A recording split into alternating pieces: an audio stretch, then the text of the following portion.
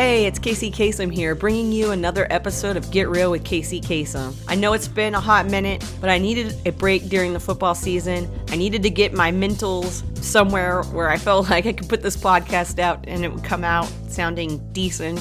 So here we are, brand new. If you forgot what Get Real with Kacey Kasem is all about, it's the podcast that goes behind the scenes of the fantasy football industry through interviews with some of your favorites in the business. We're back at it again with another episode. This one features Dan Palyo of RotoBaller. You might know Thunder Dan as the lead DFS and betting analyst for NBA, MLB, and NFL over at RotoBaller. He's also the senior editor and content manager. Oh yeah.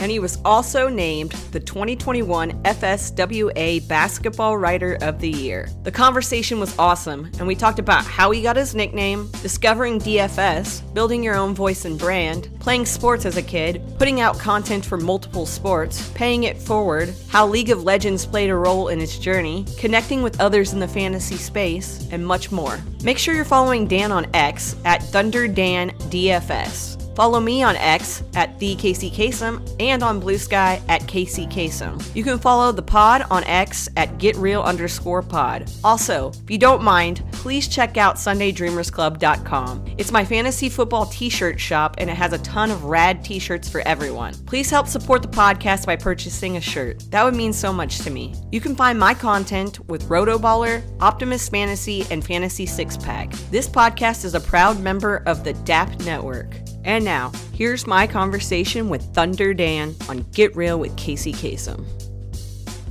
Hot minute, but we're back. We're back. Oh my gosh. Back up. Love it. I'm so excited to be here with my dude. This is Thunder Dan. Yeah, my dude Thunder Dan, because first and foremost, Thunder Dan is such an awesome name. So let's just talk about that start with. How did that come about? It's a good place to start, I guess. If we're going way back. We're going back to high school, and I'm still friends with this guy today, but I played basketball, baseball, football in high school. And my friend who I played baseball with, a little bit of basketball, I'm trying to think what sports, but he just started calling me out of nowhere, and I didn't really understand the origin of it. But basically, at the time in the 90s, there was a basketball player on the Phoenix Suns whose nickname was Thunder Dan Marley. He was a really good player in that era. I don't know if he stole it from that or what, but he started calling me. I was always a big guy, and it kind of made sense, like the whole thunder, bring the thunder kind of thing. And, that just kind of stuck. And then I kind of just I liked how it sounded. So I started calling myself that in my little, and this is going back to the origins, but my little editorials that I would write for the sports page and stuff in my school newspaper was like Thunder Dan's Thoughts and all that kind of, and then I just kept it because I liked it, and it just kind of rolls off your tongue. And that's basically it. I mean, it's just kind of my friend Regis, who, like I said, I still text today. A huge Pittsburgh sports fan. He kind of just coined the term, and I've just kind of made it part of my my identity. That's awesome. I love to hear the backstories on the nicknames because there's so many out. Like Kacey Kasem's not my name. It's not my real name. So that's a nickname that kind of stuck with a friend too. So I like to hear the backstories, and I didn't know the Thunder Dan lore, so it's good to know. Okay, so talking about childhood, were you into sports as a kid, or what was it like being a kid for you? Very much so. Yeah, my dad got me into sports, playing Little League, and then basketball. I didn't actually play football until I was in junior high because I was always too big for midget football because you can only weigh a certain amount. And I love sports. I loved at the time collecting baseball cards and all that stuff with my dad. I still have albums full of baseball cards. I think I'm more I've thought about it, I got the kind of the statistics kind of thing from my dad because I remember he would keep the book for our baseball games. He was the assistant coach, and he was the one who kept the scorebook. And, we would take it home, and at the end of the night, he'd be like, hey, we want to see who had how many hits. And he at the time we had the old Apple IIe computer, and he made a spreadsheet with all the players, all my friends, all their batting averages, their on base percentages. And from the time I was 9, 10 years old, I knew what on base percentage was and slugging percentage. And these are things that, your average Little League player probably weren't familiar with or were sitting there calculating. So yeah, I love sports. I love, growing up with my dad, he took me to a lot of games. a lot of baseball games, mainly Pirates at the time, Cleveland Indians. And yeah, and then I just was always playing because it was, for me, it was like one season went into the next. And I grew up in a small town where, it wasn't super competitive, so you could make the teams. Yeah. The area I live in now and the school I used to teach at, I always say, like, I wouldn't have been on baseball or the basketball teams. I probably would have been football only, but based on my athleticism and build. But it was great because I loved, I got a chance to play those sports, be around those sports, and and then keep following them. Even after I was done playing them, I like to follow them, and of course, after you're done playing, one of the best ways to kind of stay involved is like, you got fantasy leagues and you got all that kind of stuff. So, that kind of segues right out of my playing days into the days of like writing and covering it and just playing it first and foremost. That's awesome. So I'm guessing, obviously, that your dad and the whole sports growing up shaped where you are now and how you come about putting out content, which we'll get into the content and everything. Yeah. But when you were growing up, did you have a favorite player or anybody that you like really looked at and were like, wow, this is the dude? Yeah. I mean, a couple different ones. It depends on the sport. I think it was easiest to see myself in maybe like baseball. I couldn't really see myself in a whole lot of NBA players being like a 6 foot, 6'1", heavyset white guy. But growing up, I was a huge Cleveland Indians fan. So first baseman, Jim Thome, he was left-handed. I was right-handed, but my dad was a lefty. And I wore 25 like he did when I played high school baseball. And I just loved Jim Thome. He played for Cleveland for a long time. Then he played for Philadelphia. And he seemed like a really nice guy. You could tell that he wasn't on steroids like half the rest of baseball because he was just a big, bulky guy. He wasn't like muscles and like bursting out of his shirt like McGuire and these other guys. And he's just like a low-key country boy. Like he was just kind of a, soft-spoken, good guy, seemed like a nice guy. And so I looked up to him a lot playing baseball. Trying to think if there's anybody else. I mean, probably that was my favorite athlete for a long time. So when you were growing up, was baseball your favorite sport to play, or was there a different sport that took that top? No, that's one of those things where, I mean, I really loved I loved the variety.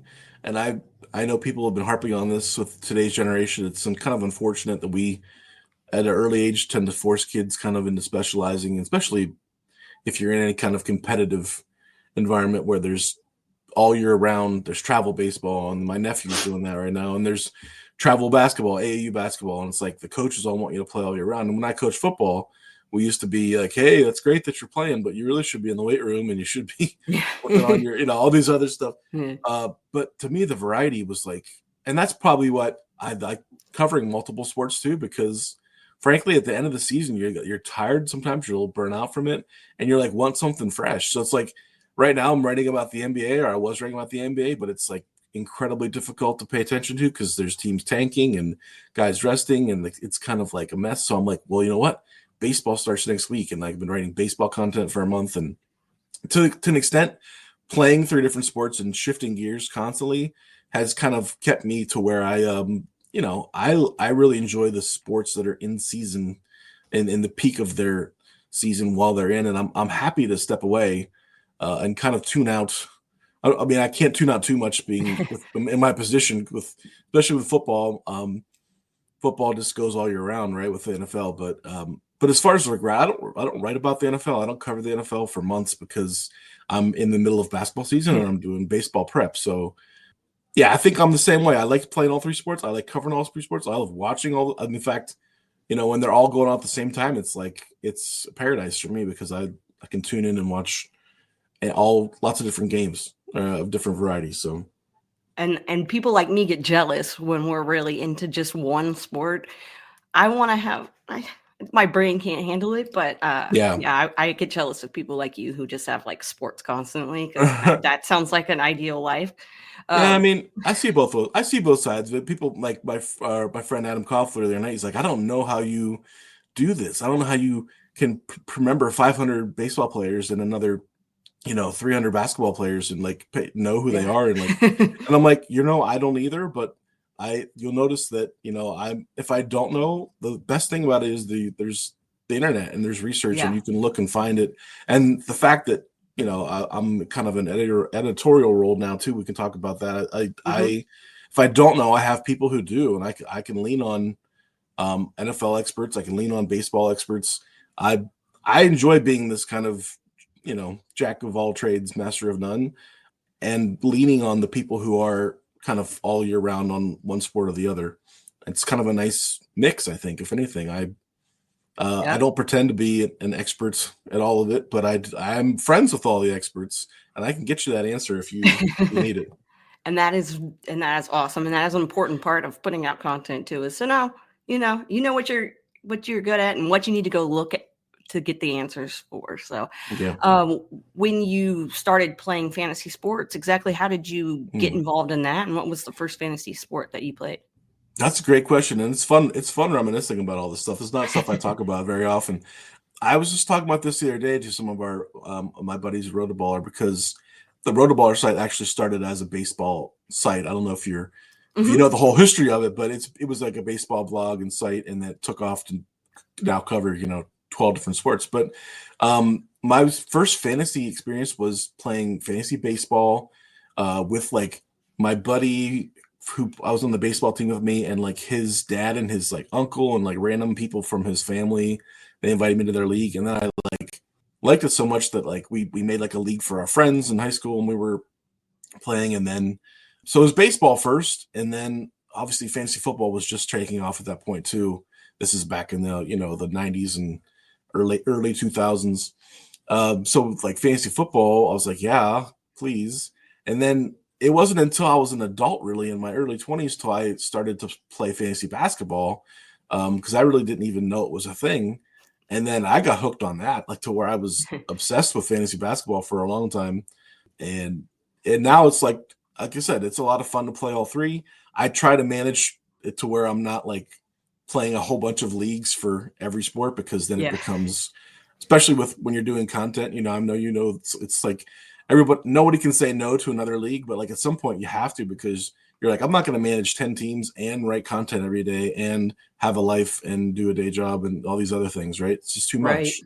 So I have like kind of like industry league. I play in some industry leagues for basketball, and then for baseball, I have a couple leagues in a staff league and things and some low key stuff. And then it's, again, people find it hard to believe, but football is the one sport I probably play the least, because I'm a lot more heavily invested in the week to week DFS and gambling and bets. So I'm like, seasonal fantasy football is probably the biggest thing in fantasy, and it's the one thing that I don't really write about or play or cover as much, because I'm in all these other kind of more niche spaces. Yeah, and it's awesome to see like how many different sports that you're a part of, and how awesome each one of those fantasy sports is. Because I've only played fantasy football for the most part. I've played some fantasy baseball, and I really enjoyed that, but the time, I'm just like, I don't have the time. Exactly. So to hear you, so long, oh my gosh, it is so long, but I really enjoyed it, and I really wish I get to just hearing you talk about it just gets me all excited about it. Like, man, maybe I need to jump back into some fantasy baseball. There's like low stakes stuff, man. You can go on Yahoo and you can play a $5 public league just to get your feet wet again, and and kind of mess around and like play around with the rankings. And the most fun of any seasonal league is the draft, right? Yep. So you draft, you do all your draft prep, you get your team, and then obviously taking care of it for however many weeks is the difficult part. But if you're in a low stakes league and you don't check it every day or every week, it's not going to eat at you like if it's in some kind of bigger stakes contest or So I always recommend people, if you like fantasy and you like fantasy football, I mean, again, the seasons are longer and there's a little more nuance to some of the things that go on with football or baseball and basketball, but I mean, it's the same kind of thing, man. It's stats, it's matchups, it's adding guys off waivers and monitoring injuries. It's all the same kind of stuff. It's just a little different. I have a dabble in it. I might not know too much about baseball or basketball. I almost said football. I know a little about football, okay, guys. But yeah, when it comes to that, but when it comes to playing fantasy sports and playing different fantasy sports, do you have a certain like league setting, league type, rule that for any kind of the leagues that you're in? Yeah, I'm still a big head-to-head guy because that's kind of the format that I grew up playing a ton. In NBA, the argument against the head-to-head lately, head-to-head is that with all these injuries and stuff, you get to and this happened to my team last week. You get to the playoffs, and then like 5 of your best players sit and rest and don't play, and you're like, right now, NBA is just having a huge problem with basically the same thing you see in NFL week 18 or 19, except it's the entire last month of the season, and they need to keep pushing. They're trying to push back the playoffs further and further, but I don't know. It's just it's a bit of a mess. I think they're gonna have to do something at the league level as far as the commissioner and to get teams to stop like basically mailing in the last month of the season. But I mean, that's not something we can handle. All that we can do is cover it, and I think from a league standpoint, I know a couple of my friends in the industry, they're like, I'm gonna start my playoffs after the All-Star break and stuff because this is ridiculous. But I do like head-to-head. I play Roto in baseball, which is a little different because it forces it. You don't have to win your weekly matchups, and it's more about a long game approach, right? Managing your games played over the full season, and it's a little more strategic that way. Yeah, I mean, I'll play whatever. I'm in a bunch of leagues just this year because I probably did more baseball content than I'd ever done before, and I was like, if I'm going to write all these articles and do this content, Damon, I'm going to play some leagues and try to win some of them with what I've been studying. So there you go. So with the content, how did yeah. you fall into putting out fantasy content? What was the process of getting involved there? Oh man, it was so. Again, it's all one of these things where I didn't even really play. I was playing some seasonal content, seasonal basketball, baseball, football, whatever. But I want to say around 10 years ago is when I was like discovered DFS, and it was still pretty new, but it had been around for a while. But at the time, like really like FanDuel and DraftKings and things like that were emerging. And I started playing this, and this is fun, like every night you can try different, like to solve the puzzle a different way. Like, and I started with like, I'm going to play $1 every day on FanDuel, just to like for fun to see what happens. And then you're like, well, I want to play 2 lineups. I want to try 2 different combinations, and then I remember like reading articles and do my research and reading the article and like thinking, like I was already on this player. I already knew this before this person posted this. I could have written this.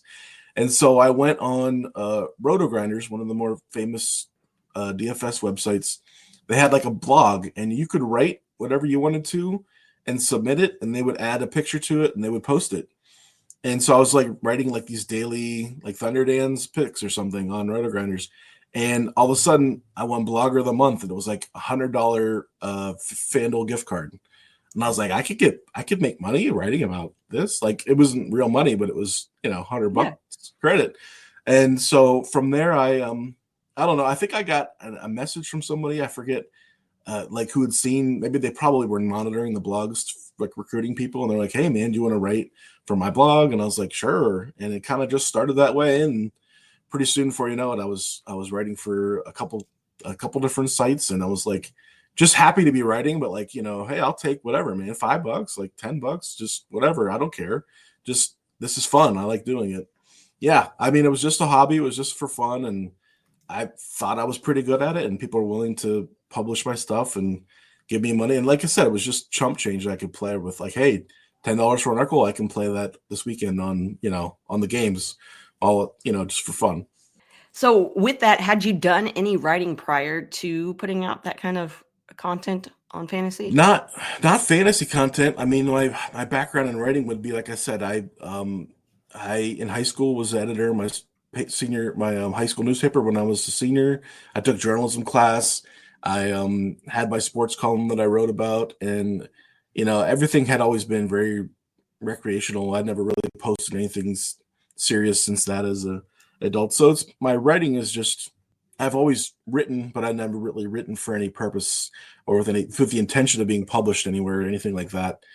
And then, well, that's the other thing. Like once you start writing and are published, and I feel like the more you write, the better writer you become. The more you understand how to write and how to kind of, I guess every different type of writing is differently, but with fantasy content, like you have to be able to explain your process, but also do it in a way that the average person is going to understand it. I think sometimes people get caught up in a lot of big words and big statistics and a lot of the, hey, you have to really know the vernacular. But to me, it's like that's no good. If someone can't read your article and then go and employ that strategy, or build a lineup with those players, it's not actionable, then it's no good. And that's kind of what I've tried to take with me from being a writer to an editor to a content manager, is like, hey, everybody can sound really, you don't have to sound like the smartest person in the room and have every statistic backing up everything, but what you really need to do is just be able to convince the reader that you're onto something, and that they should listen to your advice and give it a shot in whatever format they're trying. Yeah, I think that is a big hurdle that I have still, even now, is like trying to figure out, like, I'm doing something. I don't know if it's imposter syndrome or what it is, where you're like writing Probably. something and you see what other people are doing and you're like, well, my stuff's not as good as their stuff. What are they I know. doing? I still think that. Yeah. Yeah. Trust me, your stuff is great, by the way, because we talk about you for a second, because every time I read your stuff, I'm like, I'm so glad that she works for us at RotoBaller. I was just talking about you the other day, and they were like, we love her. She's great. Oh, I appreciate that. And so your imposter syndrome is shared by everyone. Listen, I've been nominated for awards. I've won awards. I have friends that win awards, and all of us are still like surprised when it happens, because we're like, I don't think I'm as good as the next guy or the next person. And again, after a certain point, you just have to accept the praise, accept the accolades. Like, hey, maybe I know what I'm doing here. Maybe I'm still not perfect, but I think somebody out there thinks I know what I'm doing. And I think eventually you get over that hurdle. But I definitely had it for a while, and I still read people's stuff, and I'm like, man, that guy is so smart. Like, I don't know if I'll ever have a command of statistics and the command of this sport like he does, especially me, because I'm jumping into the, like, I was fantasy basketball writer of the year, right? And everyone thinks I'm this basketball person, and so then I'm like writing about baseball. I'm like, all the other baseball guys are not going to think I know baseball, because I'm like this basketball guy, right? Or the football. Right. And then I got nominated for baseball award, and I'm like, maybe they'll think I'm like, maybe I could be in the club now. Maybe they'll think and like, I really don't care about being in the club at the end of the day, but I just want readers to know, like, I'm not going to just throw some stuff on paper.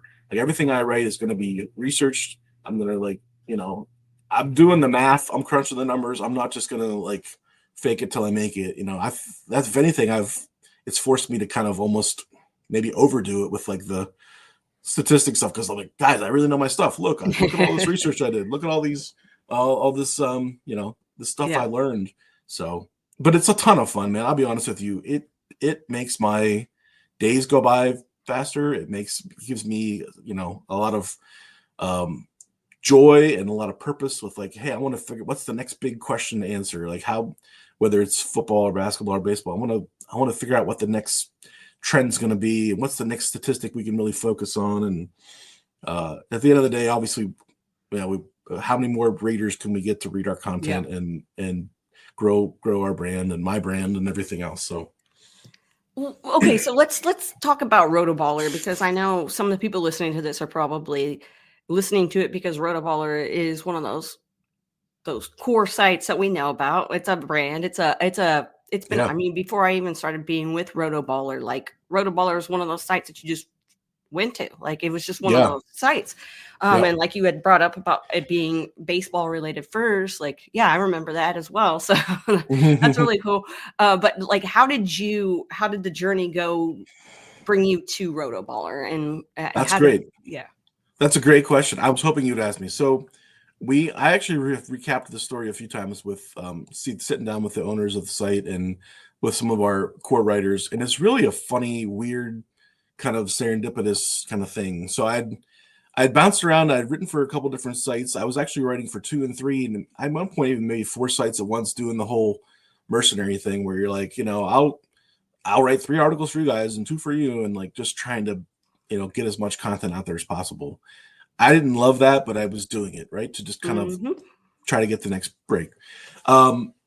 It was right before the pandemic. I had a friend who was ready for RotoBaller and who said they're always hiring, which is the truth. People ask me if RotoBaller's hiring. They're always hiring. So just, if you want to apply, just apply anytime, right? If you're good, they'll hire you regardless of whether, they're hiring, quote unquote, right? Right.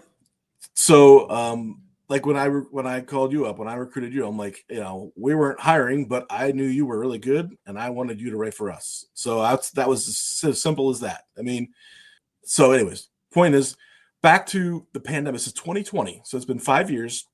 I had come on board. I actually went back and was going through my emails, and I found my onboarding email, and it was like, hey, I was going to do a DFS article or two about NBA because that's kind of was my specialty at the time. And at that point, it was like a week or two before the pandemic, and if people remember, it was like a game with like the Utah Jazz, and like Rudy Gobert came out and he like touched all the microphones and he Yep. like was this jackass about it, and he thought he was being funny. Yeah. And then like the next day, the entire NBA shut down. And I was like, great, I just got hired by this site. I was just about ready to take on more content. Like, what am I going to write about? And they basically were telling everybody, like, just hang tight. We don't know how long this is all going to happen. And so at the time, I had this little like Slack group of people who had been with me at different sites, like friends that I'd been playing DFS with and stuff for years.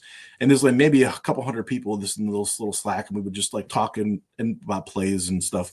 And at the time, we were just like hanging out in there. And I have a friend that I made in there. He was a expert in LOL, League of Legends, esports. Okay, he's an esports guy and well known across the industry as being a really bright guy. Okay, really smart guy, knows the stuff. And he's like, hey, the esports is going, like it's the only thing DraftKings is offering, like we can play esports.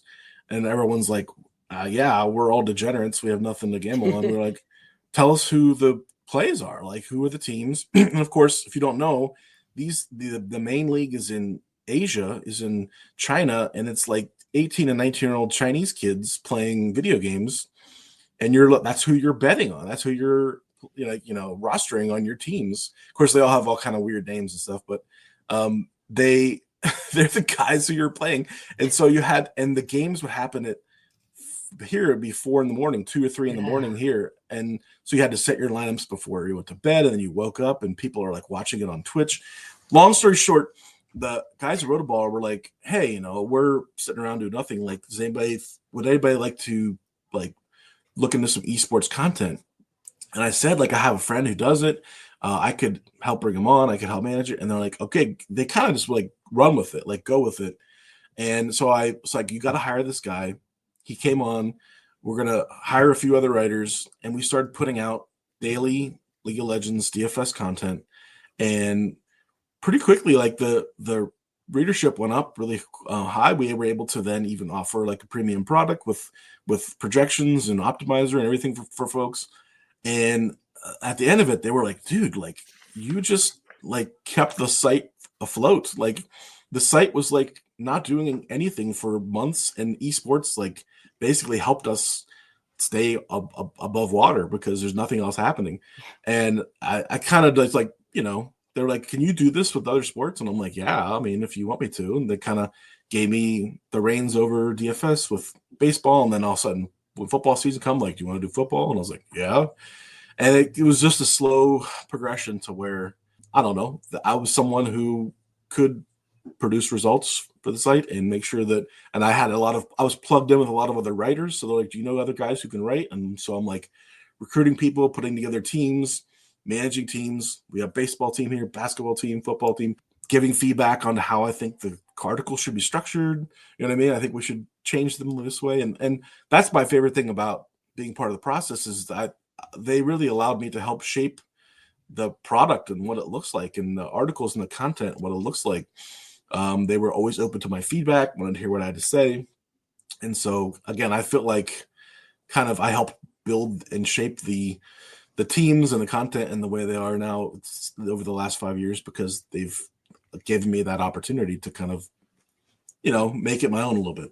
Yeah. And like with RotoBaller too, like there's so many awesome writers. There's so many people that put out content over there that just banging out and doing such a great job. And you guys have such, I'm sure finding talent has been great for you as well, right? When you kind of find somebody that like, wow. Yeah. Listen, I mean, there's a lot of people who do content in this business, right? Right.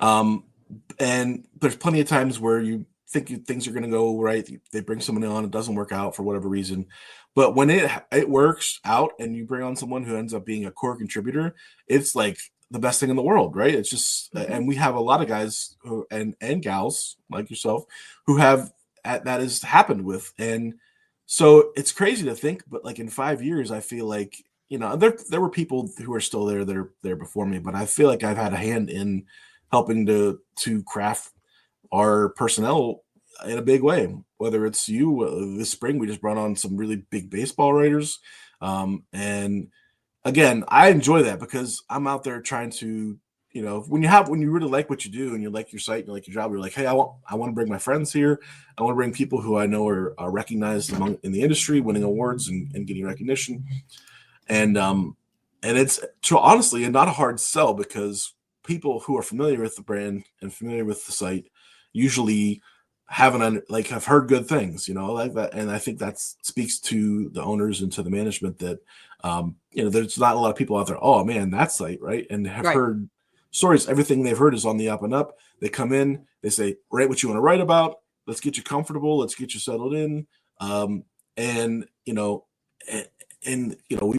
going to take care of you. They pay pretty well. There's like all kinds of perks, right? And then there's always like people who are like, what's the catch? And I'm like, there's no catch. Like, you just have to, if you're putting out good content and working hard and, really honing your craft, I think there's going to be they're going to find a spot for you, right? There's going to be a place for you. And so again, that has brought me a lot of joy. They've I'm not like the number one recruiter, but when they've needed somebody, they've leaned on me and a lot of times and said, hey, we have a hole or a gap to fill here. Can you go through and see if you can find and recruit somebody? And other times it's just me. I'm always in recruiting mode. And I, like the story with you goes that I just was familiar with your content and knew about you. And I always thought this is such a cool person with such a fresh kind of take on things and persona. Like, I think that matters. I love that you are quirky and different. And to me, I was like, that's someone I want to work with who's who's not just the same old, so I was like, we need to hire her. And they were like, and of course, after that, your work speaks for itself. It's not like anybody has to, get you a job. But the fact that we were able to bring you on was just like, to me, it's like, hey, now we're building a more diverse writing force. We're building out into different spaces. We're reaching new audiences. I think that's the number one thing, is just trying to diversify and get your, build your audience. Yeah, and this isn't just like RotoBaller. I'm not just like, whoa, because I write there. I'm not like, whoa. Even I said, even before I wrote there, like RotoBaller was always at the top of everything. I honestly, I was like, I don't even know if I can write for RotoBaller. It's one of those things, right? Where you're like, maybe. Sure. No, but that is awesome. And I love that. That's another reason I love doing my podcast too, is I love bringing on people and then seeing them like pop.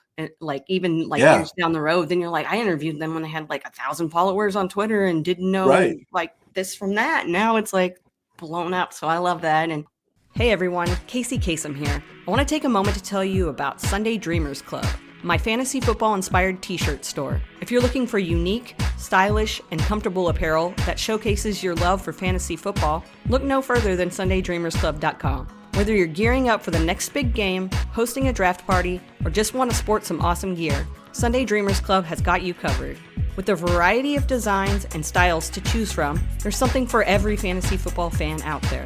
Your support means the world to me, and there are so many ways you can help me grow this new small business. Grab a shirt or two for yourself or as a gift for your fantasy football league mates, or you can spread the word to your friends and family.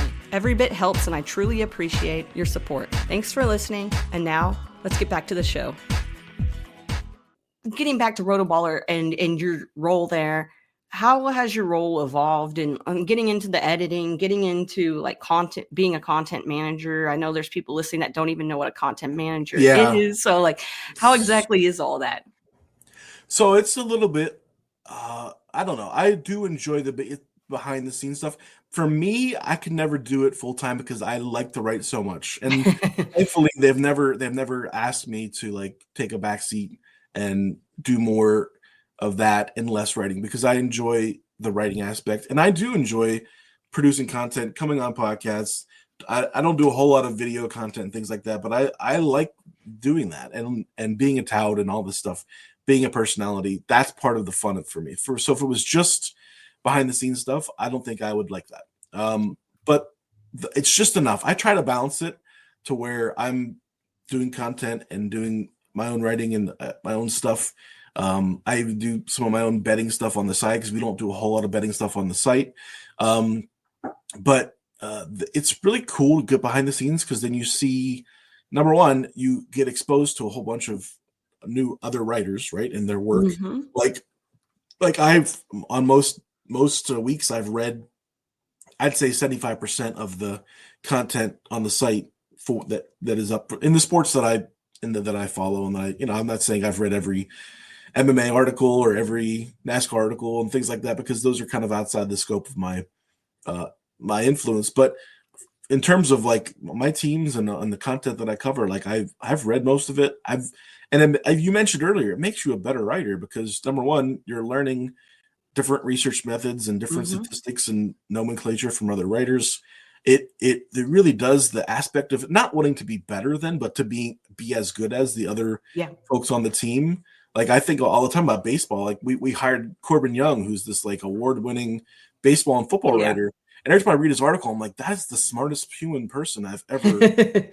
I think that about him too, man. Right. And I'm like, am I even like on the same level as him? And then he'll like tweet out like, oh, I love this article by Dan and all these stats. And I'm like, wow, like that's so cool. He liked my article.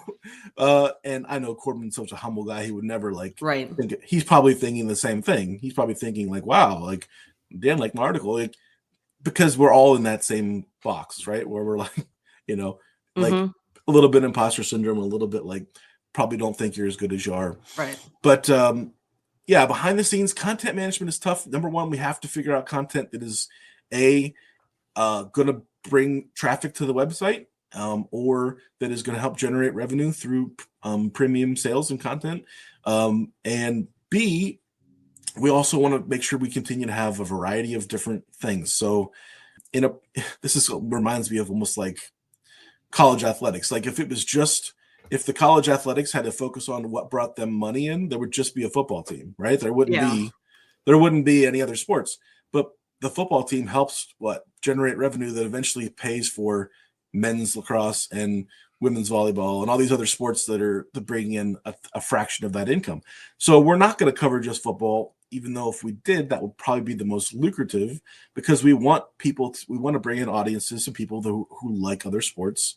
You know what I'm saying? So it's one of the, where you're balancing what's going to drive the most traffic and clicks and content with also what's going to create a nice variety of content for people who and continue to reach into those other readerships of people who follow what you may call peripheral sports or sports that are not as big as some of the big three.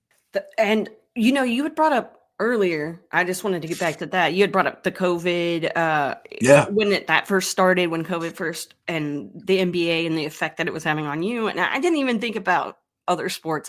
That's my focus on just football. As I was freaking out, like what happens if they're not freaking out per se, but like what are you going to write about if there's nothing to write about? So it was cool to see you go down that route that you went.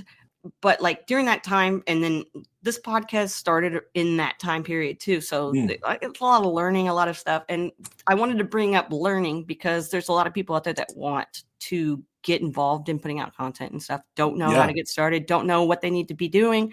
Do you have advice for brand new people who are wanting to be a part of the fantasy space and put out content?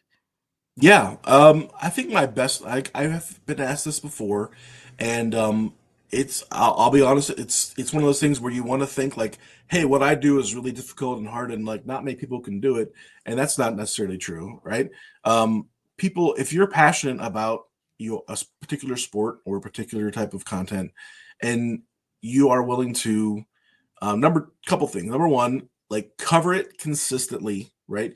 The biggest thing I run into with writers is like they'll want to write something and then they're going to like take a week or two off and then write something else.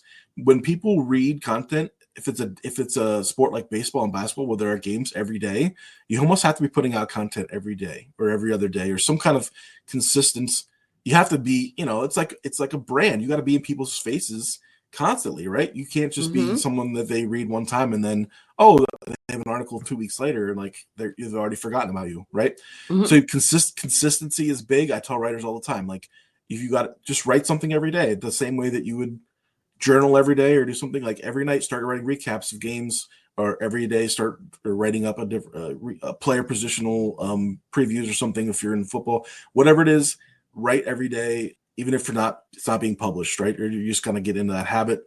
Number 2, you got to be able to take feedback. And we're always, that's the one thing about being an editor, it's tough because you're like, I have to tell this person, constructive feedback, but I don't want them to be upset at what I'm having to say because, we want to make you, and for years being a coach, right? It's the same way. When I was coaching, you're like, how do I make this kid a better player? How do I make this writer a better writer? Number 1, what you're doing is good. I love your passion. I love your effort, but there's things we got to clean up here with grammar, or there's things that we got to make sure we're hitting all these other criteria over here. And so you got to be able to implement criticism, right? And I think what you mentioned earlier is like being willing to read other people's work and think and take from it, like, what do they do that I don't do? What do they say that I don't say? Or when you read something cool or interesting, or even it's just a stylistic thing where this person always starts with the anecdote before they get into I like people who have their own personal flavor and flair. And sometimes with like DFS writing and betting stuff, we get out of that. We're just like, here's the player, here's why, here's the matchup, and you miss like the personality behind the writer, where it's like, oh, that's right, Dan's always joking about being a Penguins or Pirates fan, and that's right, I know he has a kid because he's always joking about writing at 6 a.m. when these kids are asleep. Like those little personal twists to your brand and to your flavor, like people like that. They're people too. They're like you. They want to see themselves in you in some way, right? So you gotta. I think maintaining the idea that you're an expert and you're always right and you never lose and you're always, all your bets always hit and all your picks always. You got to share your failures. You got to joke about it. You got to make fun of yourself. I think being self-deprecating is a fun thing in writing. Like, make fun of yourself a little bit, but add your own flavor to make what about your article is going to make it a little different than the next person's. And of course that applies more to some things than others. If you're writing news posts and things like that, they don't want you doing too much of that with but in terms of just creating your own brand and creating your own voice, I think you have to have some of that in there, because again, that's what makes you human and that's what makes people want to relate to your content. Yeah, and I think I had a hard time with that, with putting personality into writing, because you get, like, especially if your only writing experience is like writing essays for college or whatever, and that's my issue, right? Is that I start overthinking things, and then and so you have to think, who's reading this article? It's not a professor, it's not, it's not, it's people like you and me. We're trying we just want to learn, we just want to hear what you have to say, and when it's entertaining, it makes it so much more enjoyable to read. So agreed. Yeah, I get that. And you do such a great job with the video content and with the audio content, because you can hear your personality come out in that so much easier than in writing, right? When you go to write, you have to think about, and I don't want to sound corny here, I don't want to sound cheesy, I don't want to overdo it, but I also want people to know that this is fun. It's supposed to be fun. This is supposed to be lighthearted. This is not, you're not writing, like you said, college essays or technical science papers or research papers. This is supposed to be entertainment. And so that's part of it. Yeah. The entertainment portion of it is, and I don't know, like when I first started, I didn't really grasp that concept, but like being a fan of podcasts, being a fan of writers, like you learn like what you like and so having that personality and letting it shine. And when I talk, I don't make a lot of sense when I talk right now. When I'm over here asking questions and just kind of rambling, that's kind of how my writing is too. I have a hard time there. I got to kind of reel it in because you're all over the place, but that's kind of how this podcast is too. But yeah, like just being a new writer, when you first started writing, was there something that you wish you would have known? Something that like makes things easier or makes life a little less stressful or any of those things? Is there anything that you can think of? I think the biggest thing that I would say is when you're first starting out writing, you probably don't have a real established process or routine. It's very easy to get like distracted. For me, because my time is so finite and I have only so many points in a day. Like I know when I Mhm. need to write a specific article, the 3 or 4 or 5 sites I need to go to for research, and I know how long I want to make it, and I know how many players I want to write up. So I have I have all those things down. And I think a lot of new writers may struggle with like, well, I want to write about, and I've had people come to me, I want to write about this, and they'll give you this really big topic, right? I want to write about like this receivers in the NFL and this, and you're like, okay, but that's way too broad. That's going to be like a 5,000 word essay. Like you need to pare it down to like, I want to write about like second year breakout receivers, maybe just the NFC, right? Like bring your scope down. So now you can dig in and really say like, here's some guys, here's some key stats, here's some things, and focus in. I think that's one of the things where once you become a pro, you're like, hey, I know what I want to write about. I know I want to look for these stats. I don't want to look for. I want to come to this conclusion, or I want to lead people to this conclusion. And you're able to, I think, just like hone in a little easier than when you're a new writer Yeah. and you're kind of just like, I remember sitting there like as a new writer, like jumping around a bunch of different websites looking for research, and then all of a sudden it's like an hour or two, and you're like, what am I doing? Still writing Mhm. this 1,000 word article 2 hours later. Um, so that would be the biggest advice is like just try to get a routine established, try to find the most reliable sites that you and for stats and research and data that you like that you go to that are consumable for you. Like I know Right. I like certain sites that others don't because of the way they're color coded, or some people love color coded charts, other people love bar graphs and chart pie graphs and things like that. Everybody consumes information differently, and Differently. so right, so Yeah.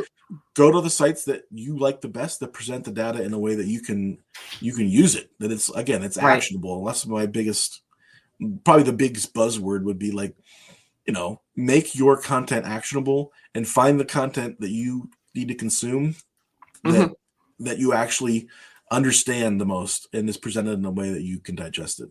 Exactly. And that goes for when you write articles too. Your articles might not always be everybody's cup of tea, you Yeah, know? They might right. not. But somebody there you get like there's like I said, I have certain writers that I enjoy reading their work, and that's where I go just to read about whatever. Not even fantasy football related, just random stuff, but like I Yeah, know right. because I like their personalities, I like what they have to say. They present the information that I can understand.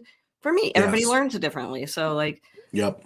it's great to have so many different voices out there too, because there's always somebody for somebody. You can Yeah, find somebody whose I work think you so. enjoy. I So think that there's two ways to look at the space. People that say the space is flooded right now with content creators, and there's others who say if you have a unique voice and you have, again, you can't fake it, you can't pretend, you can't, you have to do the work. right. Right, if you're willing to do the work and be authentic, that there will always be space for those people, right? Because Mhm. they will, if you can connect with an audience, and then your audience doesn't have to be huge at first, right? There's theories out there that Yeah. if you can get 100 people who read your work regularly, that's going to turn into 1,000 within months, and that's going to turn into 10,000 within a year. So it's you have to just start somewhere, and you have to, again, be authentic, be consistent, and eventually, right? If you're doing it well enough, that you gotta, again, it doesn't happen overnight. That's the thing. No. People think they write 5 articles and they're going to be like well known, and Oh, I always respect people who are willing to grind, because that's me. I've probably written, I don't know, 5,000 articles in the last 10 years, and that's to me. I'm a grinder. Like that's my background. That's how I do it. And when I see people who are grinding like that, I'm always like, tip the cap, like respect the grind, right? mhm. Yeah, the grind is, yeah. If you're a person like me, and when it comes to the grind, you grind on stuff so hard that that sometimes you burn out, right? Okay, so that Yeah. happens, and that has happened with me. But like with you, have you ever had an experience where maybe it was just too much, and you had to take a little step back from maybe not even fantasy, but like something else in your life or whatever? How do you Yeah. balance everything? That's a great question. So this will get to this is a little like personal life, but to me, the more I couldn't say no to more fantasy content and doing more because I liked it, and I would like to be able to do it more and maybe do it full time, right? Yeah. That's not where I'm at right now in my life. I was a school teacher in public schools for 18 years and taught middle school, high school.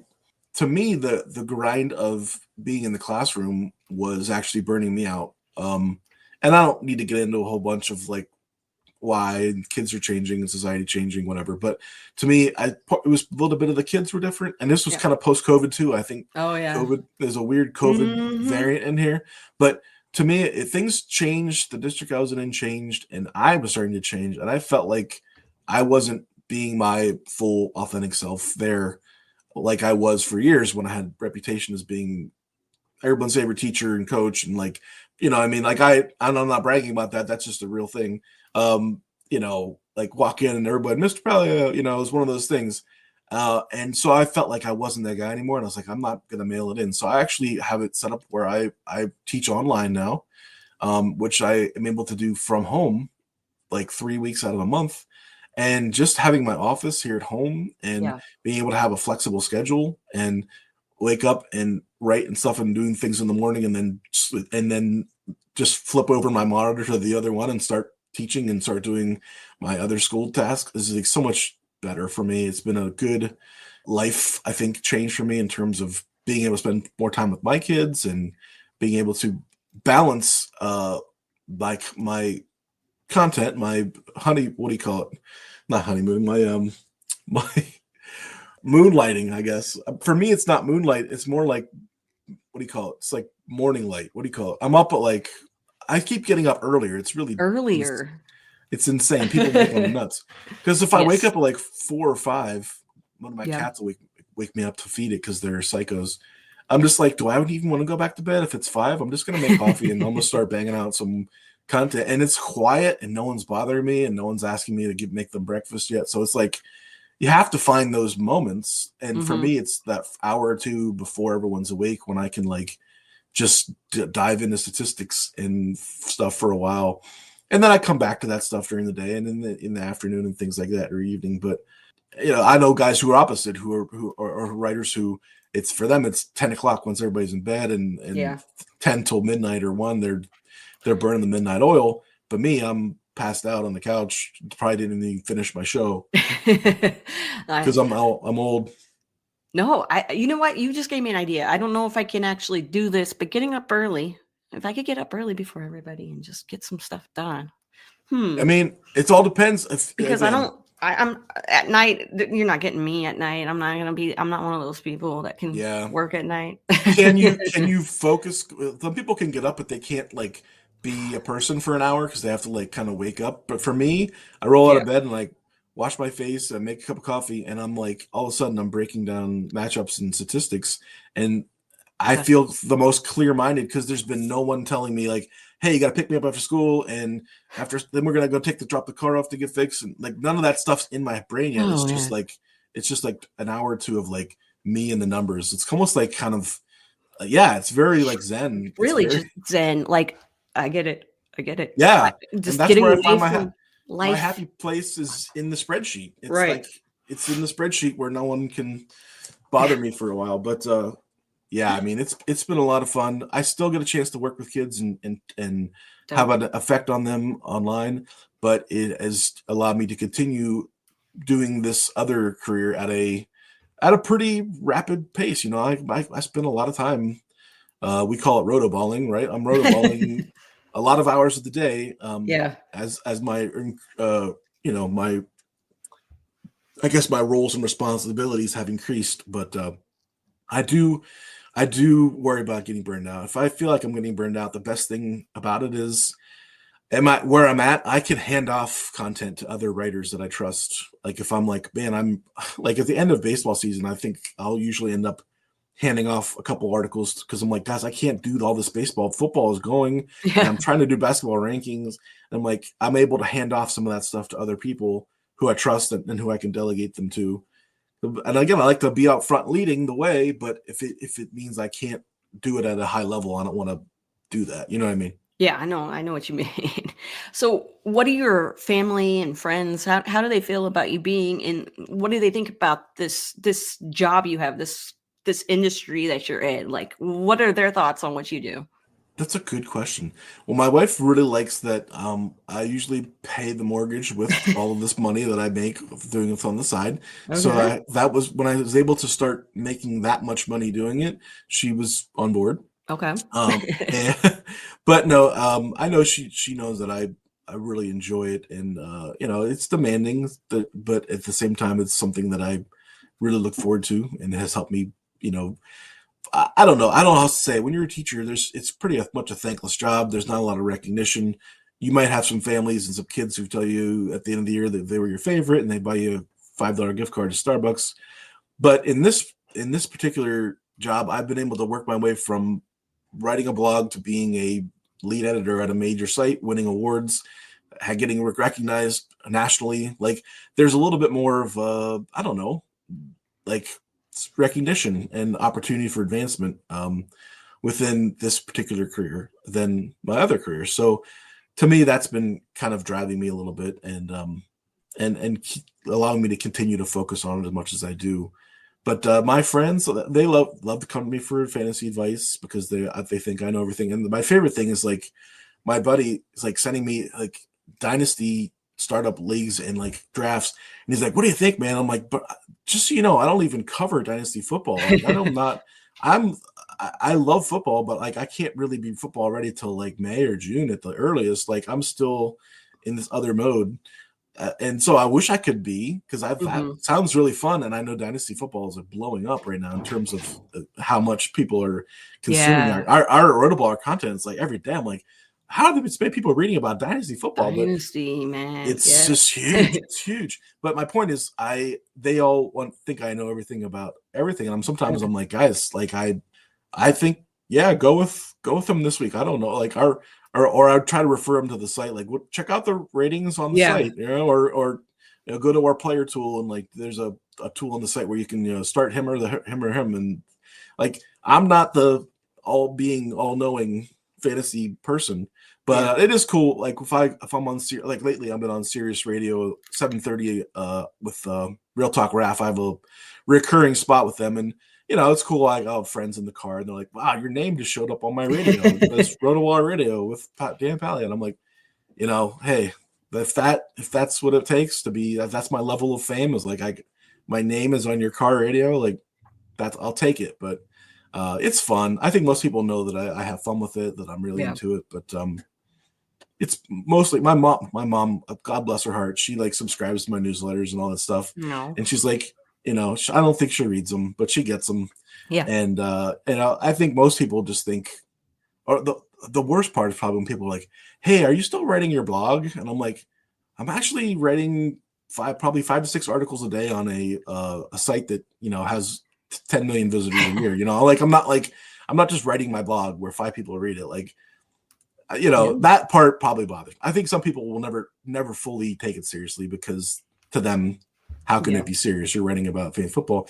But to others, they're like, "Oh, that's really cool. You're Hmm. really, it all depends on who you're talking to." It really, and it really does. When you were saying that, I'm like thinking people I tell, like the other day, I had to introduce myself to a friend's parent, and they were like asking me, well, what do you do? What do you do for a living? And what do what are your hobbies? And when I was telling them about like fantasy football and putting out content, they were looking at So me they're like, like, the under parents their, are like, I'm yeah, hanging out with this loser who doesn't really have anything going for her. No, I have plenty. But listen, fantasy football. But yeah, like when you tell people that you are involved in fantasy content, like a lot of yeah, people who are big fantasy fans are like, that is the yeah, coolest thing I've ever heard in my entire right. life. The react. I mean, you and I saw each other at the expo last Yep. year, right? That was cool. Yeah. First of all, I love the clothing brand, and the clothing line is so awesome. I got Thank you. shirts for my wife, for my daughter. It just, again, another aspect of you and what you're doing that is just so different than anything else that makes you unique and great.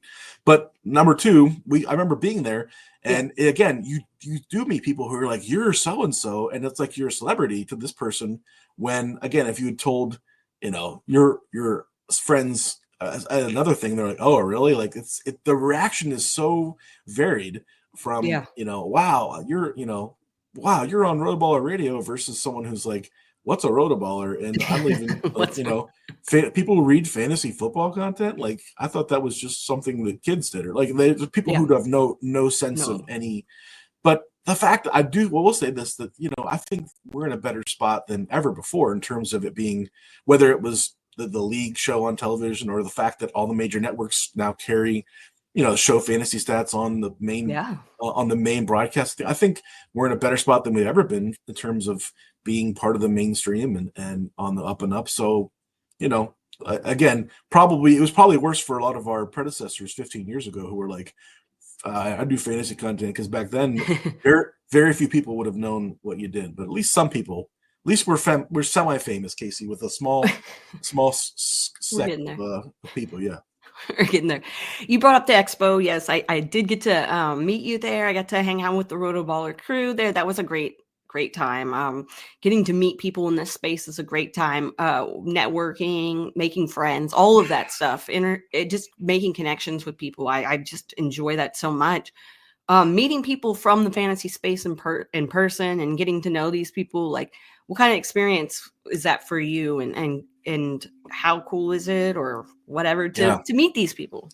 It is. So full disclosure, I went last year and the year before. So my first 2 years there, and to me it was great. The fact that you think about your relationship with these people, and you're like, hey, we're friends on Twitter. I've read hundreds of your articles.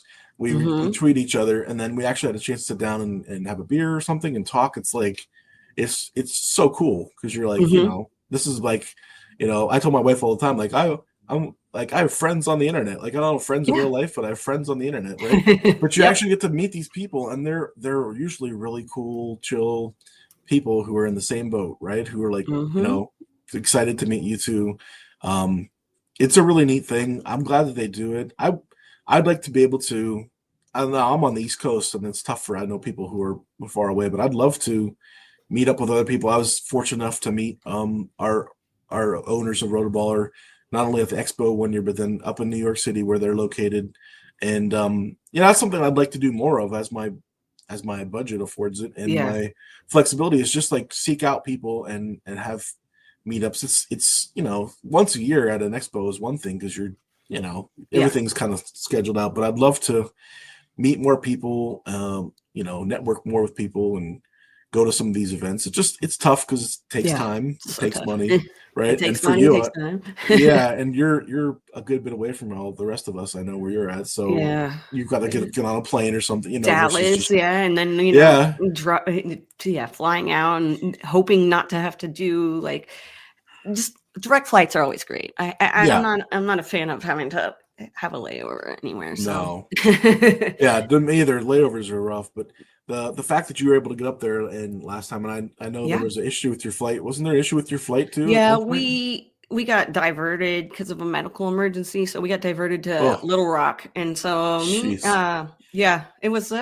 So we missed the Friday night last year, right? And that's part of the most fun. It's like it's my favorite. The social parts, because everybody gets a couple of drinks in them and gets very social, and that's the other thing is like meeting people from other sites that and this year it worked out really well because you'd already been writing for us, but we hadn't met you before, and then I met a few other people like my friend Jamie Calendro, who I've known for years, who now writes for us, and I like recruited him there in person. A couple years before that, it was like Scott Rainier, I think, who we had met, and like all of a sudden he was writing for us because we met him and put a face with a name. And it's a really neat event. It's definitely grown a lot.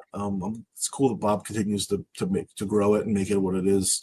And I got to be part of the drafts too the last 2 years with my friend Dennis, who does our RotoBaller team. And that to be in the room with all those really smart people doing the drafts is just a fun experience itself.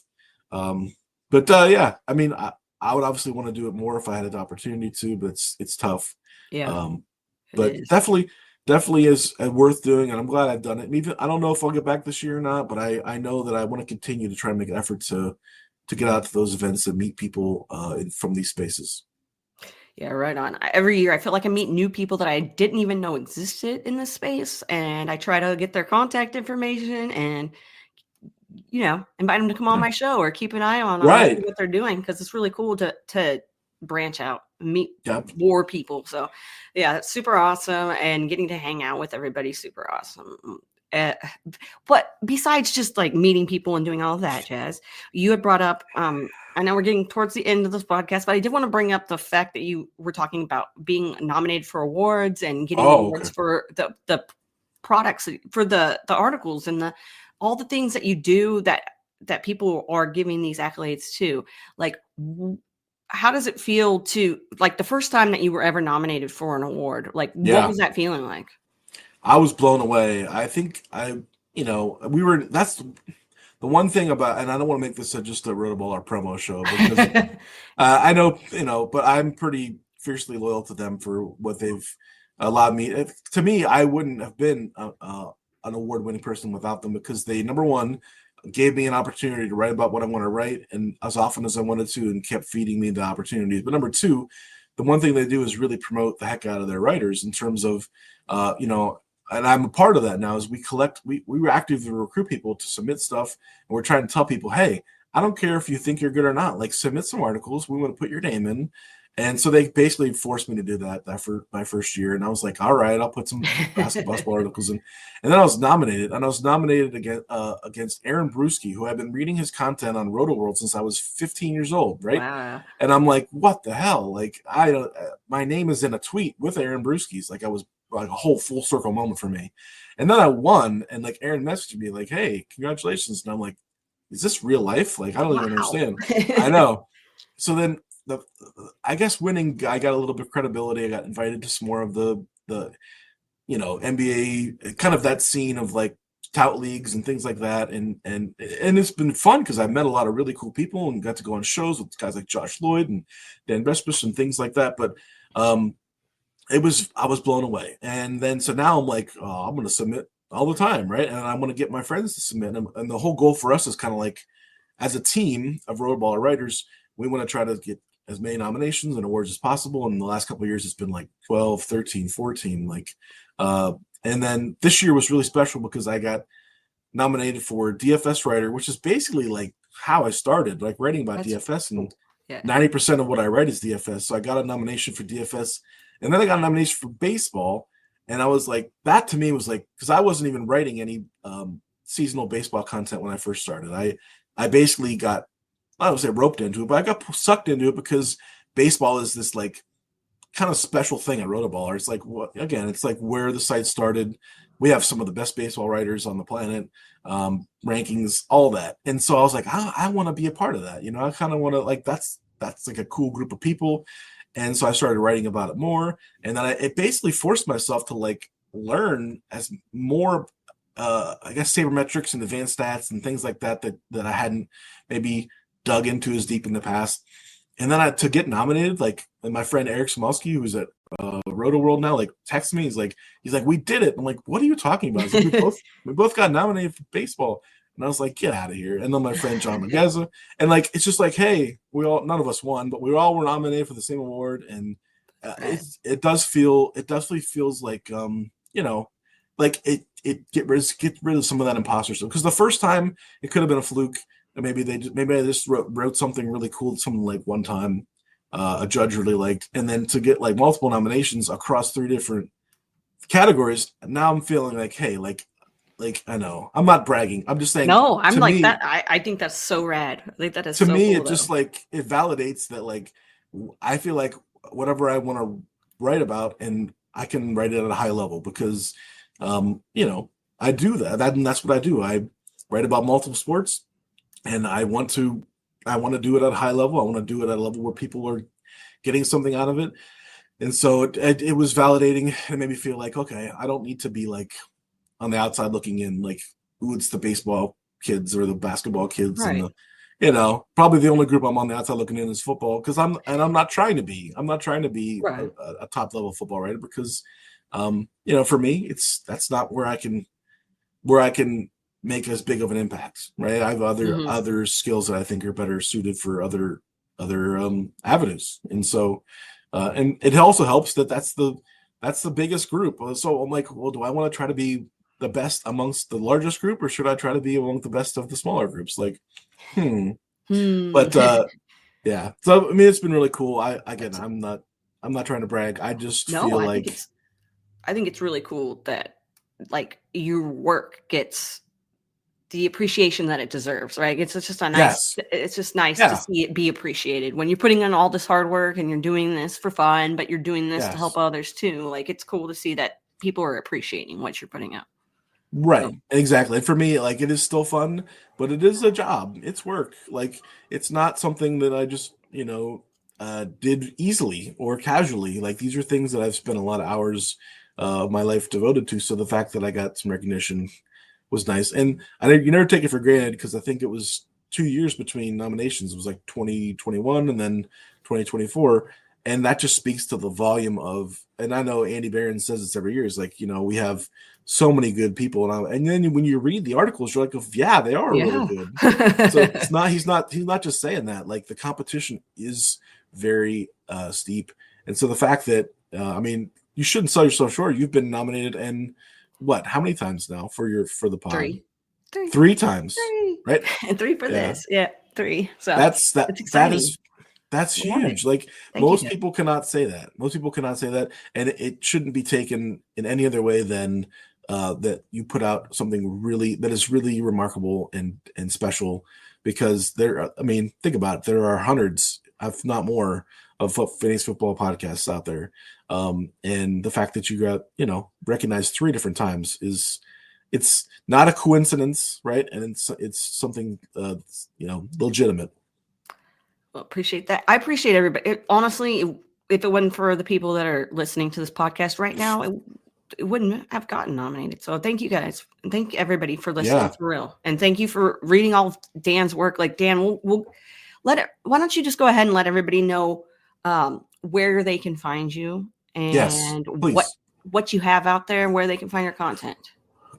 Thank you. I always take that opportunity because I'm trying to grow my readership all the time, and I know you have a large listenership here. So the fact that you invited me on today and gave me a chance to tell my story, I'm very appreciative of. The easiest way to find me would be on X, formerly known as Twitter. I'm at ThunderDanDFS, and that's where I'm tweeting pretty much every day content that I'm producing. The vast majority of my content is on RotoBaller. I also still have a little side publication that I do through Substack that is mainly focused on betting. And I do baseball, football, basketball around the year, some betting content for my readers over there. But the best way to find me again is on Twitter. And I post on there. I post on Reddit. I've gotten into Reddit a little more over the years just because it's a pretty active community and I'm trying to get in there as well. But the best place would be on X. And thank you so much for giving me the opportunity to come on today and share my story. And also just, I really value the fact that you're hopefully going to continue to be a colleague here for years to come at RotoBallers, which is exciting. I just wanted to thank you again for coming on the show. For real. Haven't done a podcast in a while with Get Real, and first person that came to my mind for this new batch of episodes that's coming out is Dan. So I appreciate that. Thank you. That means a lot. I wanted somebody to come on here that I knew, like, that I really respected, and somebody that, like, has been such a help for me. Just like, I love talking to people that have had an impact on my life. So thank you so much for that. Thank you. And I need everybody to go follow him, and I need everybody to check out his information. All the articles. Go look. I mean, this man wouldn't be winning awards and getting nominated if he wasn't putting out something that I think you should go check out. So that's my check mark, my gold star. There you go. The fact that you shared that is really special. I will say that the other, and it comes back to being like a teacher. The other thing that I get a lot of enjoyment out is the relationships that I've built with other writers and people who I've helped, not just write for us, but who have maybe even gone on to other places. And it's funny, I remember writing a letter of recommendation for Eric Moody, who wrote for us for a while. He was on ESPN now, right? And you're like I, in some way or shape, form, had a small part in his success, or even if it was only for 1 year of basketball or something. But like the connections you make are real, and it just give me a lot of enjoyment to know that I have helped your story in some way in your career, and then just keep paying it forward, right? That's the biggest thing is like there are lots of people who helped me out and got me plugged in connections, and just keep paying it forward and passing it along to the next group of folks. That's excellent advice. Pay it forward. Also, make sure to come back next week for another episode of Get Real with Kacey Kasem. I mean, next week, man. Also, remember to stay rad.